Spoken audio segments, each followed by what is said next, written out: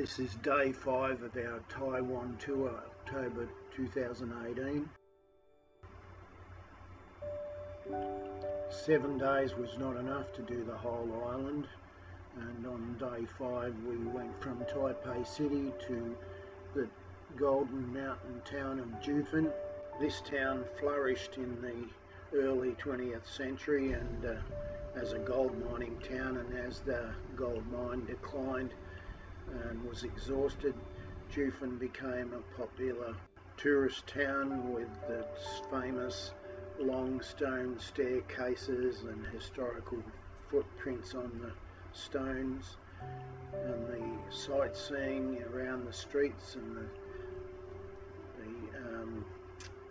the old Juifen town street with all the foods, and the Shenping Theater, and of course a number of other attractions that make it a beautiful place to visit. So we walked from the bus stop to the Juifen Old Street, which is where all the food shops are, and immediately it was quite a colourful place to explore, with its small laneways and filled with shops and treats and gifts and food, of course. So if you have a look at these lovely streets, we went in a quiet time. There wasn't that many tourists about, which was great. I'm not too keen on tourist traffic. So the one thing that surprised me was the mix of different foods: Vietnamese, mostly Chinese of course, tourist gift shops and other places that trap the tourist into spending money. Once we finished walking through the old Juifen street, we got out into the viewing areas, and it was quite a lovely view, a panoramic view of the Keelung City harbour or bay. We continued to walk through and enjoy the small laneways and streets around this lovely little town. And here is an example of the stone steps that I was talking about earlier, and here's a view of the city of Juifen. We could have paid for a walking tour of the town, but we decided to do our own thing. One mistake I made was to not read up on this little town before we actually went walking. It would have made it much easier to read up on it the night before. So we basically followed the flow of walking traffic around the different viewing areas, and then come across the different attractions. The voice you can hear in the background is a tour guide giving a description of the area, including these steps that people were walking up to get further into the streets of Juifen. Prior to 1945, Taiwan was controlled by the Japanese until they handed it over to the Republic of China. This theatre was built in 1916 and collapsed and was rebuilt in 1934, and in 1945 it was renamed Shenping Theater.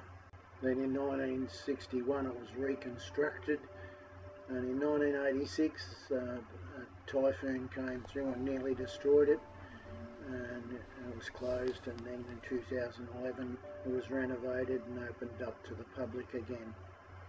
The theatre covers 600 square metres, and the walls are constructed of hollow bricks, and the roof is decorated with Chinese cypress. That's 2 floors, seats about 400 people, and with a lovely swooping grandstand and staircase. So then we went for a bit of a walk, and we found a track down the mountain a little bit, and found this memorial park, which was basically a memorial to the gold mine and the tunnels that were dug to extract the gold.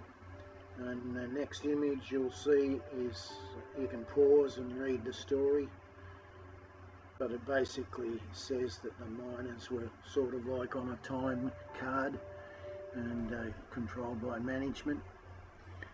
And we had a bit of a look at this entrance. We didn't go and look at the gold mining museum. This shows a sculpture of the men at work, and this tunnel was called tunnel number 5. So we continued our little walk and found the Juifen tea house, or another name was the Taiwan sweet potato tea house. The tunnel entrance was interesting, filled with graffiti and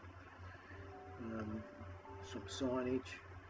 In the building itself was some artwork and nicks and knacks, and it supposedly was in a Taiwanese style of architecture and shop fittings. So just have a look at this video of the tea room. We also went to visit another tea room, and I think I got some of these photos mixed up with the other tea room. But just enjoy all the little nicks and knacks. If you want to pause it, fine.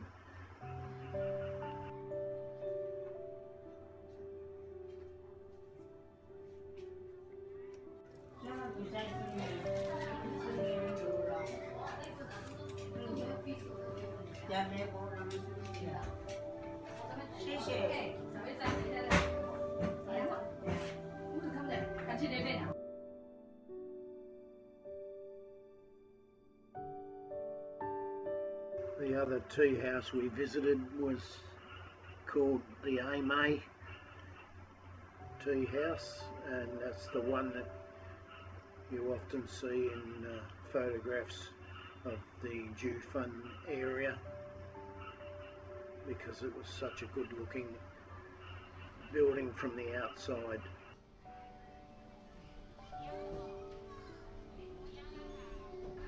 We didn't stop for a cup of tea, but it would have been nice to sit and look out and look over the scenery and the panoramic view of the bay area. Because we had so much more to do, we decided to go back to Taipei City and look around the streets. And we travelled back on this bus and then caught a train back to Taipei City. But before we caught the train, we had a lovely bowl of soup each.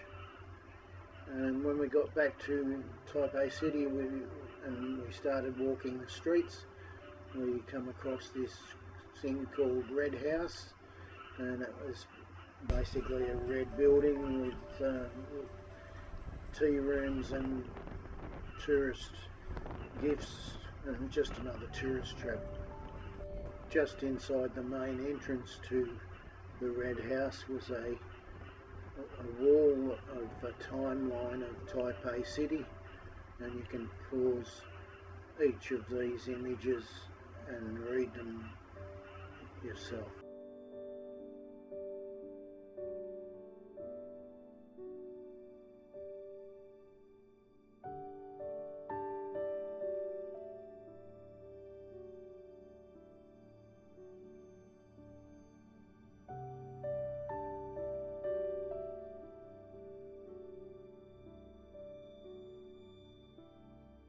In 1961, the Republic of China Defense Department, I think, built this Taipei Armed Military Museum, and you can see a number of exhibits in the museum, including the Army, Special Operations, Aviation, Japanese prisoner of war camps, military police, a story about the Taiwan Straits crisis, and that's ongoing obviously, between China and other countries, and a naval exhibition, some military hardware. You can pause each one if you wish. The exhibit included a lot of uniforms, old military hardware,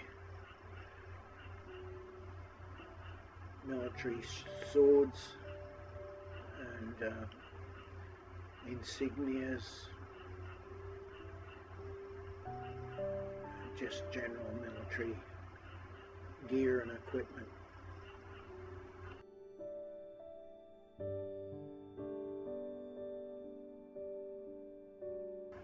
So then we went wandering off on the train and bus system to look at the Taipei Astronomical Museum. Here is a photograph of the dome on the outside of the building, and inside the building there was exhibits in different areas: ancient astronomy, celestial spheres and constellation exhibits, cosmology, space technology, which is always interesting, the stars and planets, the telescope and observatory area, the Earth, the galaxies and the solar system. And it also had the Dome Theater. I think this museum was aimed mostly at children and school groups.